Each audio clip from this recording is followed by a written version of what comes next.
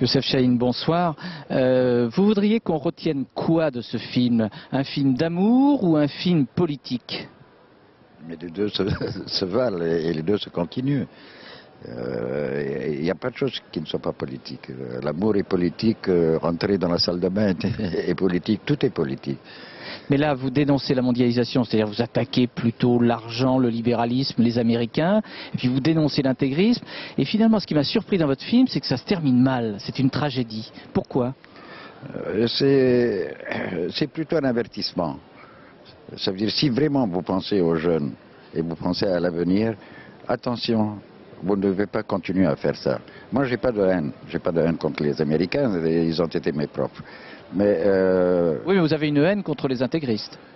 Mais écoutez, il y a une collusion entre et l'argent, et les affairistes, et les Américains, et les intégristes. Et d'ailleurs, les intégristes, ils les ont bien aidés. C'est-à-dire une sorte d'alliance objective?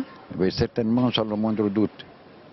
Tout le monde, ça marche pour eux. Mais il y a beaucoup de gens qui souffrent et les nouvelles générations, c'est ça où il faut faire un tout petit peu attention.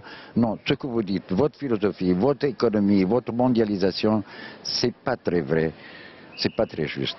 Ça c'est comme, comment voulez-vous que moi je crois qu'ils n'ont pas prévu qu'au Kosovo, Milosevic allait faire ce qu'il a fait. Je n'arrive pas à croire. Ils l'ont vu, ils l'ont testé en Bosnie. Et puis d'un coup ils sont surpris qu'il ait fait ça. C'est pas très logique. Si on revient à votre film, est-ce parce que vous avez eu le Grand Prix à Cannes il y a 2 ans que vous pouvez maintenant vous permettre de dire et de faire des choses au cinéma que peu de gens peuvent faire dans les pays du Sud? Ah, c'est gentil les pays du Sud, parce que si tu allais dire autre chose, j'allais même pas chier. Non, non, dans les pays du Sud. Oui, c'est une bonne formule. On a un nouveau censeur qui est jeune, qui a été un journaliste, un critique de cinéma très prisé, et aussi avec ce que nous avons fait au gré des années.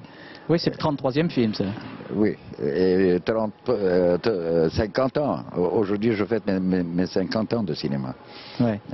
Est-ce que je vais vous proposer de voir un film qui est un film israélien, qui est en compétition également pour un certain regard. C'est un film d'Amos Gitaï qui avait déjà fait Yom Yom. Ça s'appelle Kadosh. C'est son 7e film. Et là aussi, il y a ce même thème de l'intolérance. C'est un film qui dénonce l'emprise des religions. On l'a vu dans le reportage de Maris Burgot tout à l'heure en Israël. Attends une seconde, oui. laisse-moi parler. Tu parles tout seul. Tu n'as pas besoin de me présenter à Amos Gitaï. C'est un très grand ami. C'est quelqu'un que j'aime beaucoup et que j'admire beaucoup. Alors regardons cet extrait de son film où des hommes parlent des femmes. גבר נברא על ידי אלוהים כדי ללמוד. לאישה ניתנה החוכמה כדי להשתתף בעקיפין בחיי התורה. על ידי כך שתנקה את ביתו, תכין לו אוכל, אבל בעיקר לגדל את ילדיו. איזו שמחה יש לאישה מלבד שמחת גידול ילדים.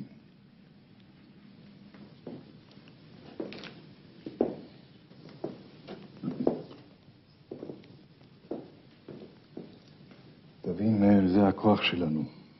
רק כך נוכל להביס אותם. את מי?